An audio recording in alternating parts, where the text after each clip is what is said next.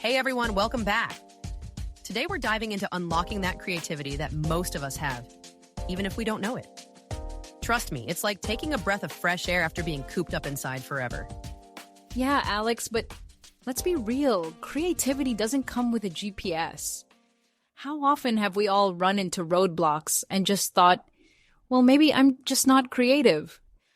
Julia Cameron's The Artist's Way says we are all creative. It's not some VIP club. It's inside all of us.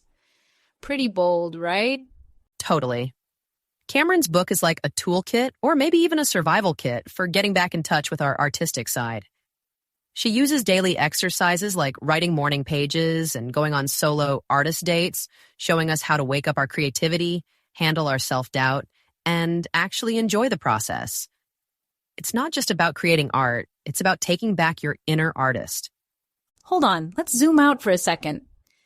The book deals with some serious stuff. Fear, procrastination, and even what it means to be creative in the first place.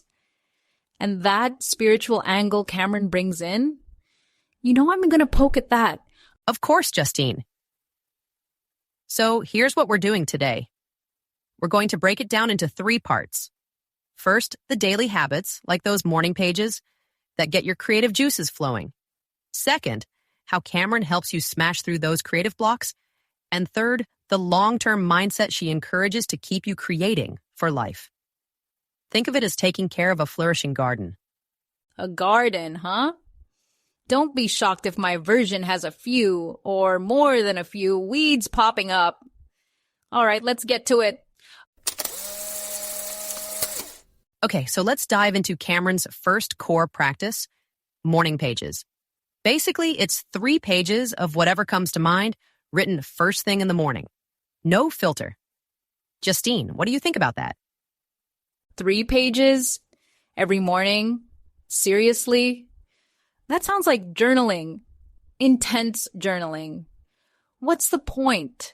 Are we trying to write the next great novel before we've even had coffee? Not at all. The aim isn't to write something amazing.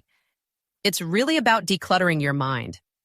Think of your mind as a cluttered kitchen sink. You need to clear out the dirty dishes to have space to cook. A sink metaphor? Nice.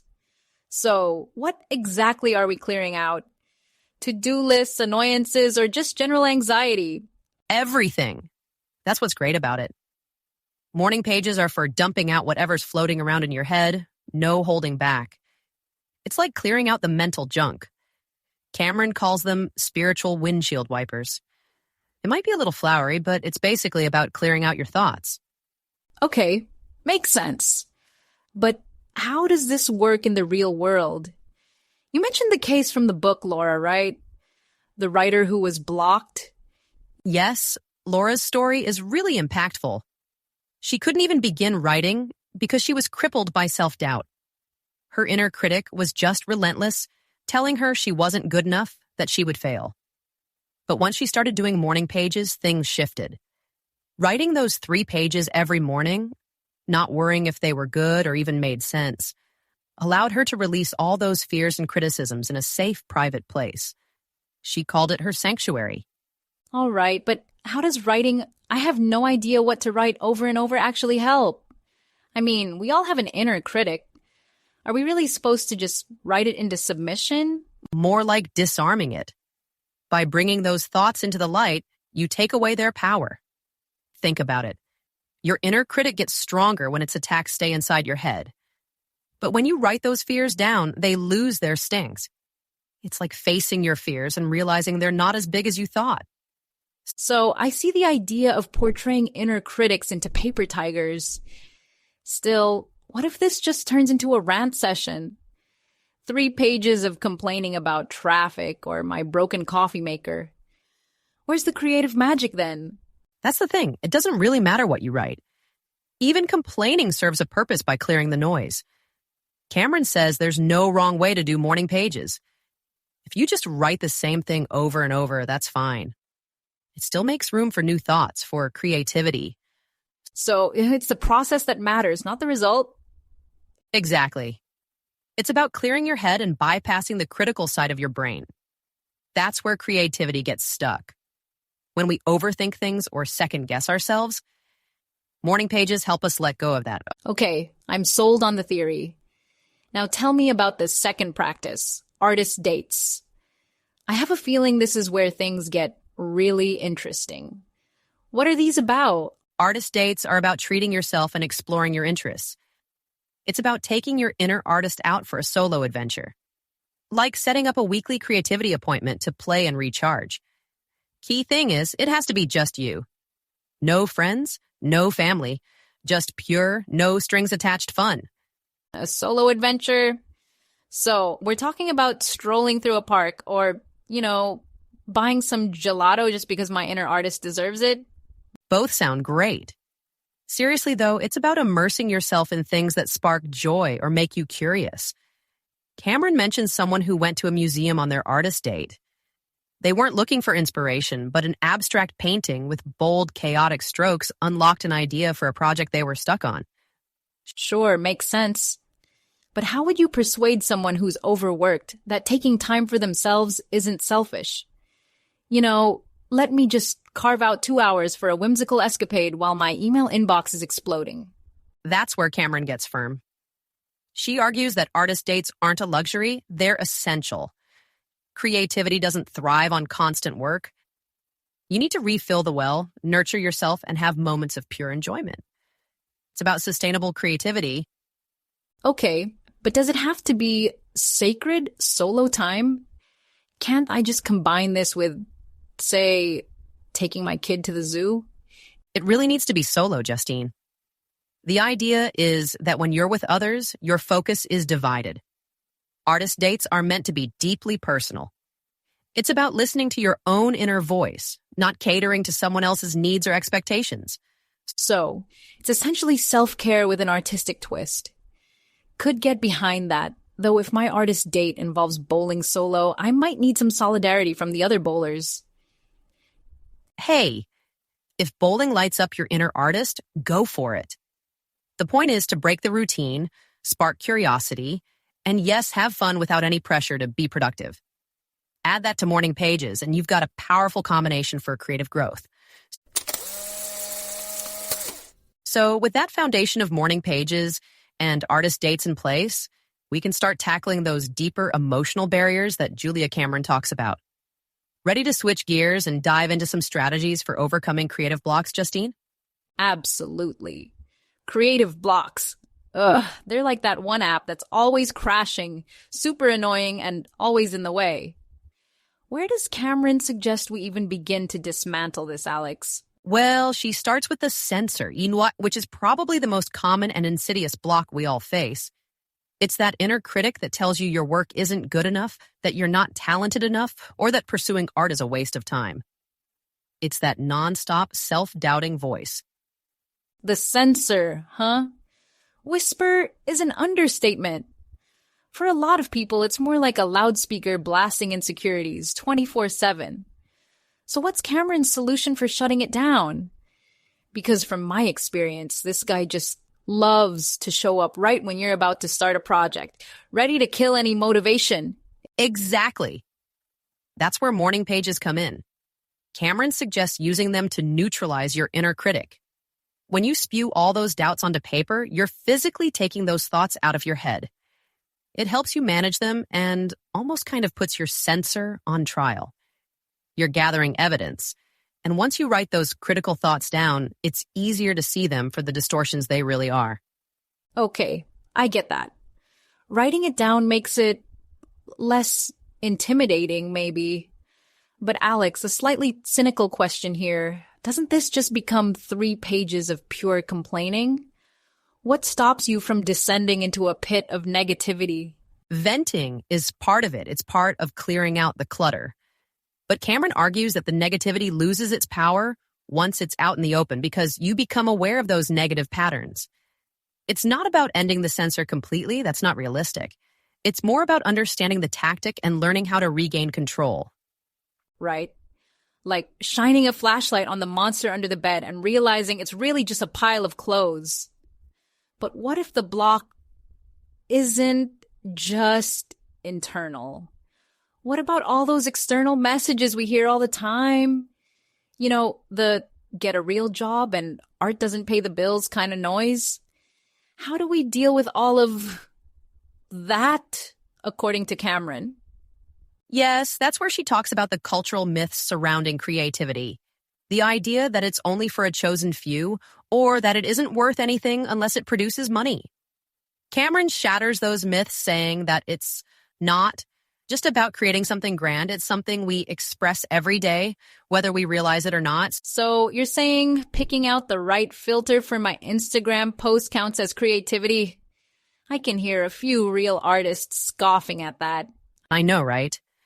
But Cameron's point isn't about exclusion. It's that creativity is a fundamental human trait that everyone holds within themselves. And acknowledging those small creative acts helps break down the "I'm not an artist and never will be" mindset. Right, but playing devil's advocate here, if you're up against societal expectations, deeply ingrained beliefs, and you've heard for years that art is just a hobby and not a serious thing, how do you even start fighting back? Cameron suggests you should not do it alone.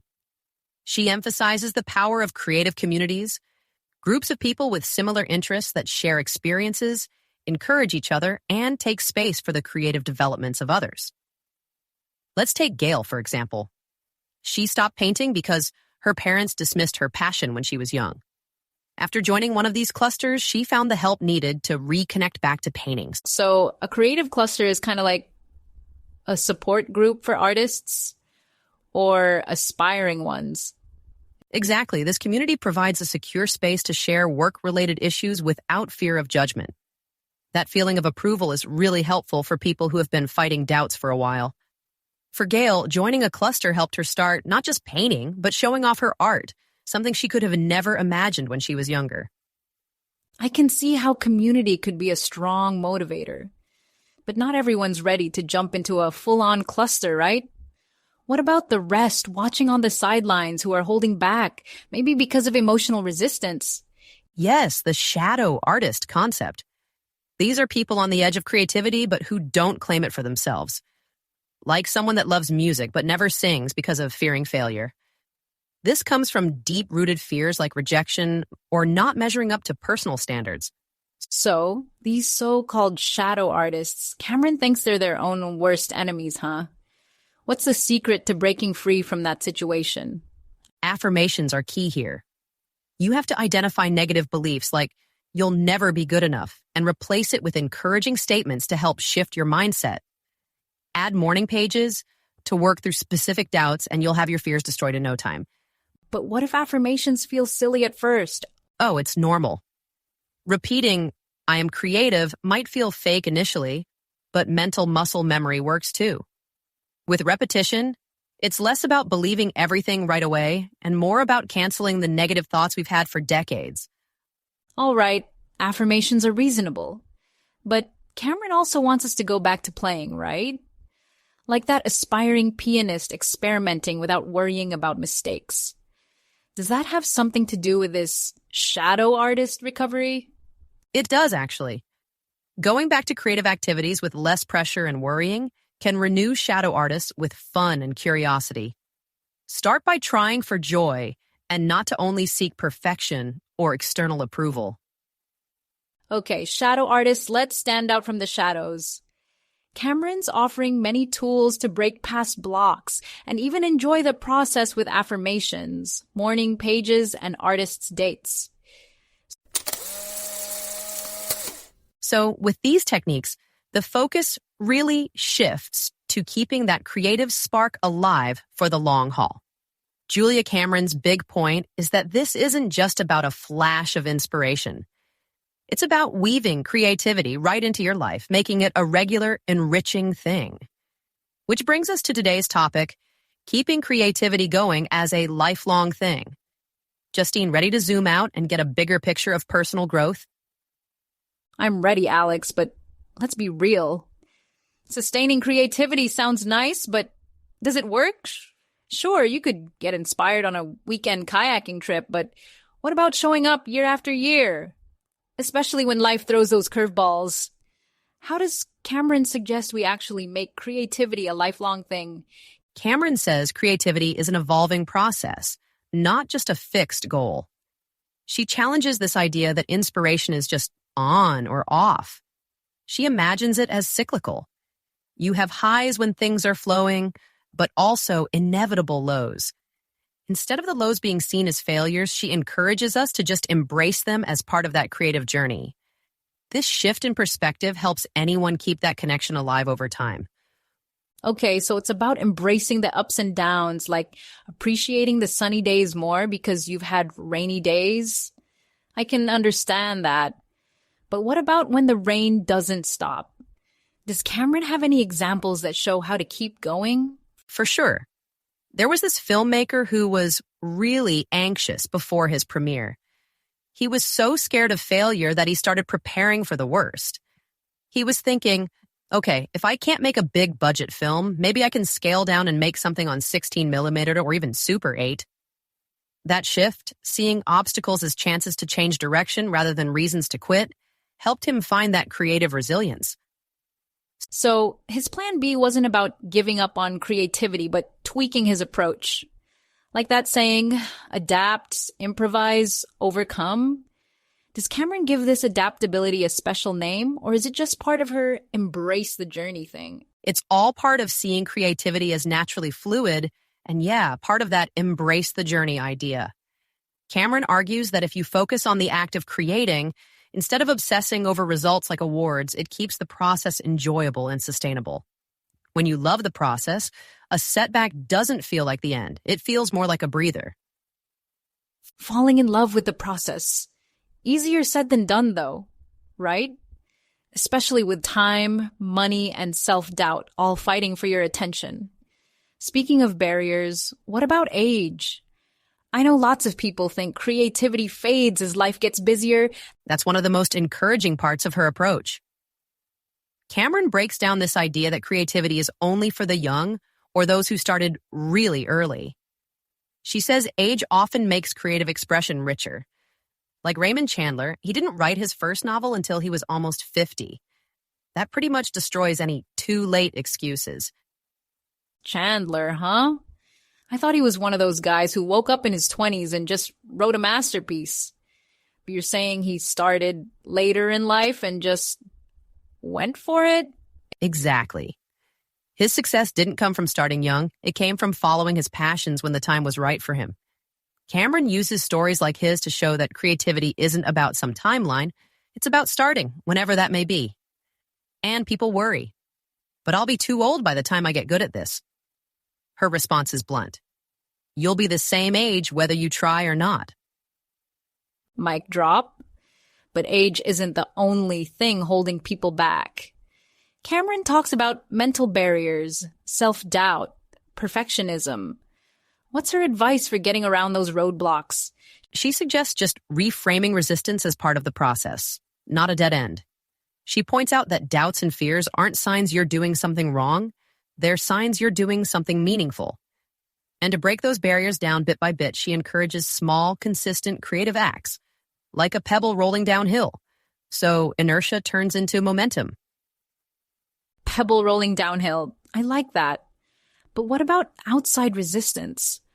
What if someone's creative breakthrough gets criticized, like Gail, the painter who stopped because her family didn't take her seriously? How does Cameron suggest getting out of that situation? Community is key. Gail's turning point was joining a creative group where people encouraged her work. That support helped her overcome her doubts and even led to exhibitions. Cameron says creativity needs both solitude and connection. You can't do it all alone, but you also can't let other people's voices drown out your own. Sounds like a balance between being open to encouragement and trusting your artistic vision. But what about those who don't even try, the shadow artists, as Cameron calls them?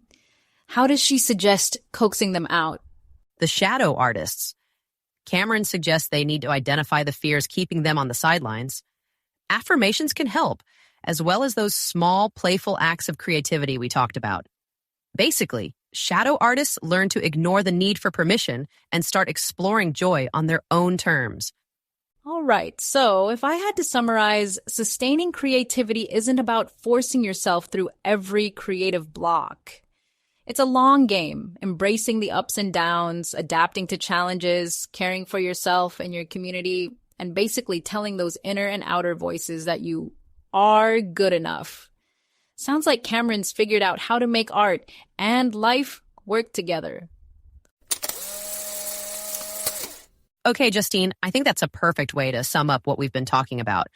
Julia Cameron's The Artist's Way isn't just another creativity manual. It's really a structured approach to finding and keeping your creative spark alive. From those morning pages, which help clear out the mental cobwebs, to the artist dates that reignite your curiosity, and even to breaking down the mental barriers like the censor or those societal shoulds the tools she gives us are about way more than just making art, aren't they? They're about getting back in touch with that deeply personal and often pretty vulnerable creative voice that's inside all of us. Right. And despite all my, shall we say, healthy skepticism about some of the more woo-woo aspects, I've got to give Cameron credit where it's due. She's spot on about one critical thing. Creativity isn't some exclusive club for a chosen few. It's a little messy. It definitely has its ups and downs. And yeah, it's actually available to anyone who's willing to, put in the time. That could be anything from jotting down your frustrations first thing in the morning or even going bowling by yourself for an artist date. It's not about these huge, dramatic gestures. It's about those small, consistent, and ultimately really meaningful steps. Exactly.